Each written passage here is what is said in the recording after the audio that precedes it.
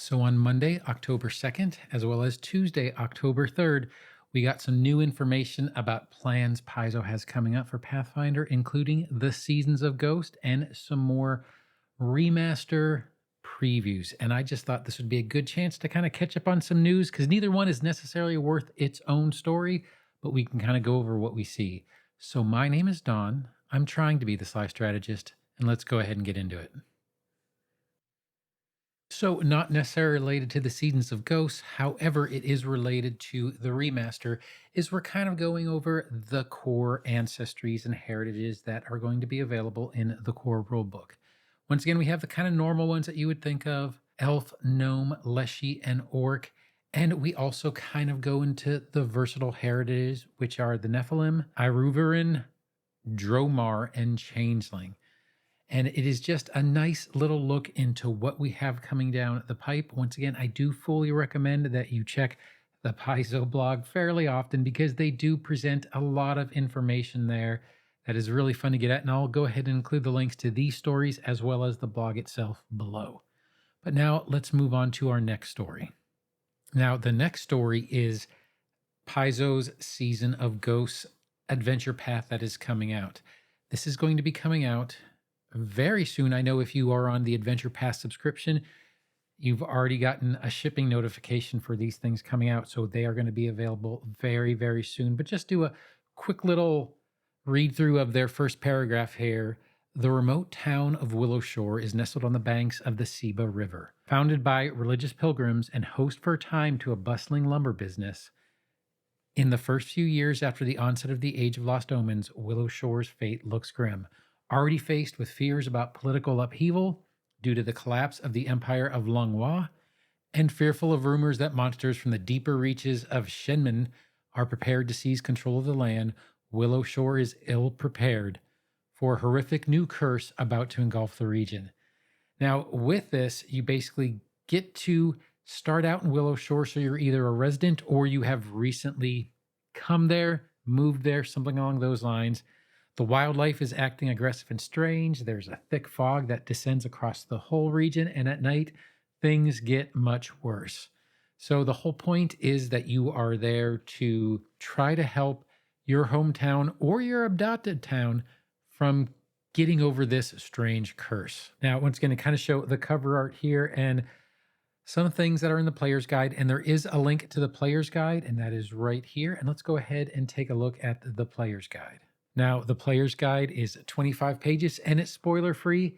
It looks fantastic. We'll kind of go ahead and look through. We have the normal things that you would normally see: alignments, ancestries, classes, faiths, languages that would be good to have, skills and feats, archetypes, gear, backgrounds, and so on. The normal things you get in a player's guide, as well as the gazetteer.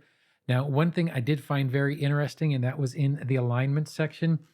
The alignment section here on page 5, it does mention not specifically edicts and anathemas. It does talk about basically neutral's fine. However, evil would be a hard thing to play. It does not go into the hard 9-shaped grid of alignments, which is good, but there's still some guidance as to kind of what player you would like to make. Now, the one thing I did find out that was kind of interesting is once you get into the classes, pretty much just about every class is mentioned. There's actually, let's see, basically 2 and a little bit more full pages going over every single class and what they could possibly do and why they could possibly be in this particular area. And then we go down, it has the normal things, and then it goes into some of the backgrounds. Now, some of the backgrounds I thought were really interesting. Close ties, folklore enthusiast, Northridge scholar, outskirt dweller, South Bank traditionalist, and Willow Shore urchin. Now, these are the ones that are really made for this particular adventure path, although you could play a normal one if you really want to. And then it goes into a little bit more about what you could do, what some suggested character options are, the normal things that you see in a gazetteer, as well as the people of Willowshire, a little bit about what you would see in a particular region, what you would see in the city itself, and a little bit of explanation about the NPCs that you're going to run into. It does look like an adventure path that I'm pretty excited to play. It is a horror-themed adventure path, and I believe it's going to be in 4 books. So that is something to keep in mind, but it is coming up and it is going to be ready to play fairly soon. Now let's get on to the last news article of the day. Now, the last news article of the day we have is about the Ranger for the Player Core preview and what they did in the remaster. Now, one of the things that I thought that was really interesting was in this paragraph here, they're talking about the magical element of the Ranger was often kind of overlooked or understated simply because it didn't exist in the core and it was added in the advanced player's guide.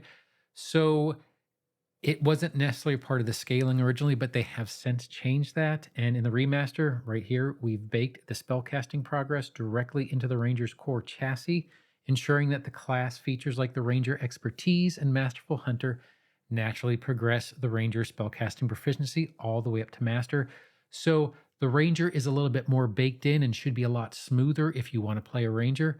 Now, it did seem to be a big, I don't want to say there's an emphasis. I just want to say in this article, they're kind of emphasizing the crossbow, which I thought was really interesting. Is they have a feat here that they're mentioning here called Warden's Reload, which basically allows you to wield magic and weapons with equal ease. You can interact to reload a weapon that you are currently wielding, but it only works with the requirement here of your last action or activity was to cast a Warden spell.